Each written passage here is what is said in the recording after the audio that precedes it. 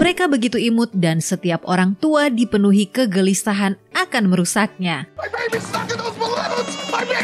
Selamat datang di What's Mojo Top 5 Myths, sebuah seri yang mencari mitos-mitos yang dipercaya banyak orang dan kita akan membantahnya satu persatu. Babies are natural born cooks and can cook pretty much from birth. Sebelum kita mulai, kami mengeluarkan video setiap minggu, jadi jangan lupa subscribe dan tekan tombol bell untuk mendapatkan notifikasi tentang video terbaru kami.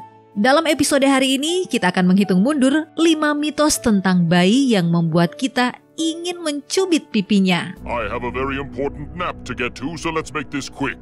Nomor 5, mendengarkan musik klasik akan meningkatkan IQ dari si bayi. You put this speaker on the mother's stomach, and it bombards the baby with classical music, thus instilling a taste for higher culture. Kemungkinannya si buntelan kebahagiaan ini masih terguncang dari trauma karena diusir secara paksa dari rahim dan harus memasuki dunia yang keras dan penuh dengan berbagai hal yang menyeramkan.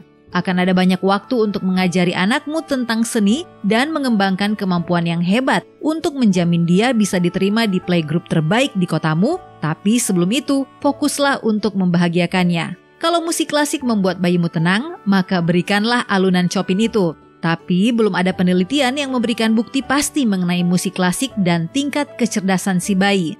Malah, mengenalkannya dengan alat musik di usia dini telah terbukti memiliki kaitan dengan peningkatan IQ. Nomor 4, bayi baru lahir harus diberikan jadwal makan yang ketat. Here's his feeding schedule, and the physical therapy exercises are in the binder. And you're gonna have to change his diaper. Stop speaking. Selama bertahun-tahun, para orang tua dan dokter berpendapat kalau jadwal makan adalah hal utama untuk si bayi. Don't ever feed him after midnight. Tapi ilmu kedokteran modern memiliki pendapat lain yang lebih masuk akal. Makan yang berjadwal tidak memiliki tujuan yang jelas, sedangkan memberi makan berdasarkan kebutuhan si bayi akan memaksimalkan penyerapan nutrisinya. Kalau bayimu lapar, dia akan terbangun dan semakin cepat kamu memberinya makan, semakin cepat pula dia bisa mendapatkan istirahat yang dibutuhkannya. Itu lebih baik daripada menunggu jadwal makan berikutnya. Sebelum berusia 3 bulan, bayi bergerak berdasarkan rasa lapar dan tingkat kelelahan, yang berarti meski kamu mencoba untuk memberikan jadwal, kemungkinannya mereka tidak akan mengikuti itu. It's a war. So if I need to put my baby on a schedule to stop my life from spiraling out of control, that's what I'm gonna do. Nomor 3, susu formula sama sehatnya seperti ASI. Susu formula sudah ada sejak pertengahan tahun 1800-an. Tapi pada zaman itu, susu formula digunakan sebagai cadangan ketika sang ibu tidak bisa memberikan ASI. Namun pada tahun 1950-an, para pembuat susu formula ini memasarkan produknya sebagai pilihan terbaik untuk bayi sehat.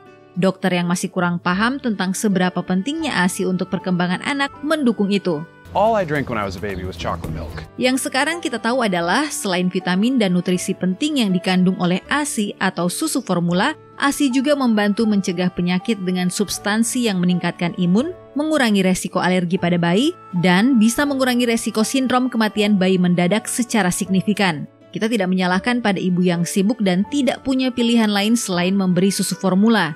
Tapi ingat juga kelebihan dari ASI. Nomor 2, kamu memanjakan bayi jika menggendongnya setiap kali dia menangis.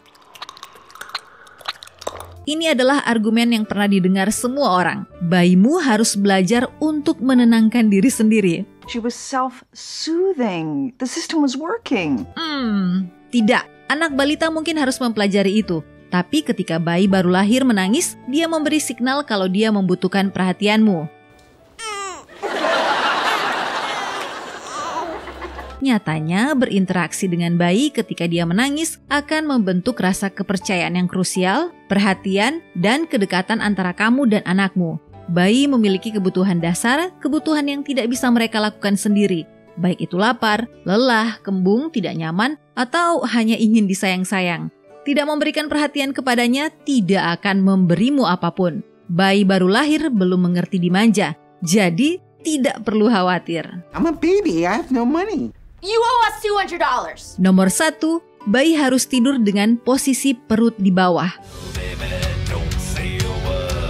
Untuk siapapun yang melakukan hal ini, tidak perlu membenci dirimu. Posisi ini sangat direkomendasikan untuk waktu yang begitu lama. Hal ini berdasar dari logika kalau bayi rentan sesak nafas kalau dibiarkan tidur dengan punggung di bawah tanpa dirawat. Tapi penelitian menunjukkan kalau bayi akan membersihkan cairan ini secara otomatis dengan batuk atau menelan. American Academy of Pediatrics telah menyatakan secara resmi di tahun 1992 kalau bayi harus ditaruh di posisi terlentang saat tidur.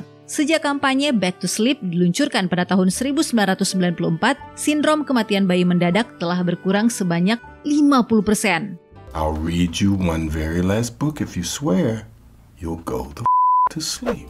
Apakah kamu setuju dengan pilihan kami? Cek juga video keren lainnya dari What's Mojo Indonesia dan jangan lupa subscribe untuk mendapatkan notifikasi tentang video terbaru kami.